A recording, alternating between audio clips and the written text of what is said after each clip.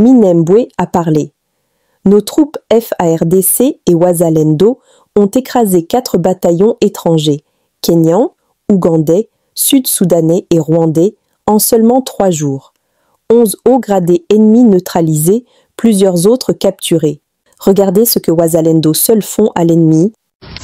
Bande wonangai boko tabo ya boyoga sangwa somo sangwa mawa sango yo pesa pasi kolekata mutu batuti na remorque lobby tolali tolamuti boye to renfort kota M23 objectif est ça que non baya bakita Uvira bazona Kalemi renfort bazui ya ba Ougandais renfort bazui ya ba Kenyans na ba Rwandais na kati na ebisi yo bakangi bango na mbiskat mo batiki pena ba jeep na bango lega wan kolega wana bayebaki teke no bana mai balaki wana FARDC laki ba Burundi balaki bazalendo bazalaki bazui frappe na ndenge osakana te tango bamsu ba capturer bango vivant ba capturer bango boye batabe balati bateni na biso FARDC to komituna bozui bateni ya FARDC wapi bami tongeli batenya FARDC po bakota tala makambo yo nalobaki soko oza famille ya Corneille nanga bozalaka na Kisasa to bozalaka wapi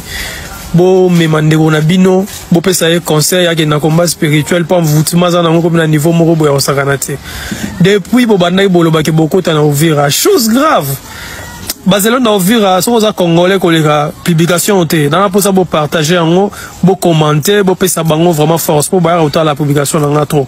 Les rebelles de l'AFCM 23 contrôlent toujours l'agglomération de Kibati, dans le groupement Luberiké, territoire de Walikale, au nord Kivu, après l'attaque des Wazalendo dimanche 30 et 1 août 2025.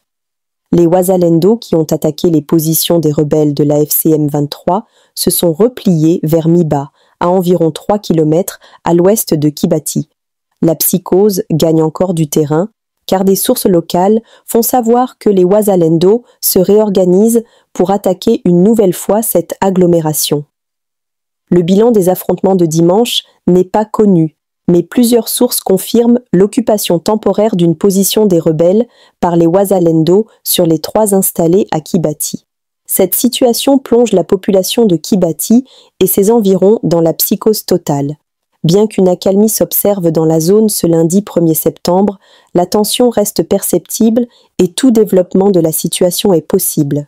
Les FARDC dénoncent des recrutements forcés à Rutshuru et des crimes massifs à Walikale et Massissi par l'AFCM 23. Dans un communiqué publié ce lundi 1er septembre, les forces armées de la République démocratique du Congo, FARDC, ont dénoncé une série de crimes odieux commis en masse contre des civils dans la province du Nord Kivu. Le président Félix-Antoine Tshisekedi a insufflé un vent nouveau, celui de la mémoire, du respect et de la reconnaissance envers ceux qui ont donné leur vie pour la patrie.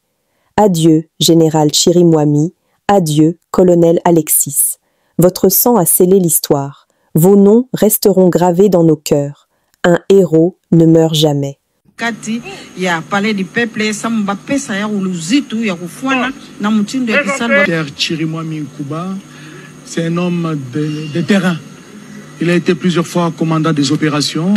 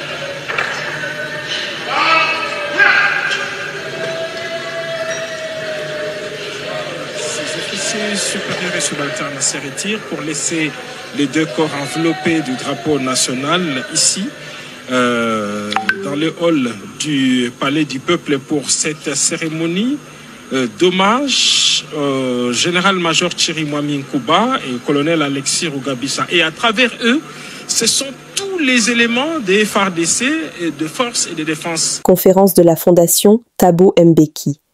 Thabo Mbeki, c'est l'un des bénéficiaires du régime de Kabila. Thabo Mbeki a eu des blocs pétroliers ici. Moi-même, j'étais consultant. Thabo Mbeki a eu des carrés miniers ici, donnés par Kabila. Ce n'est pas un fait du hasard que vous voyez Thabo Mbeki s'agiter. Il a même traité le président Félix Tshisekedi d'être tribaliste. Le dialogue dont préconise M. Mbeki, c'est justement pour examiner les résultats des consultations menées par Kabila au nord et au sud Kivu.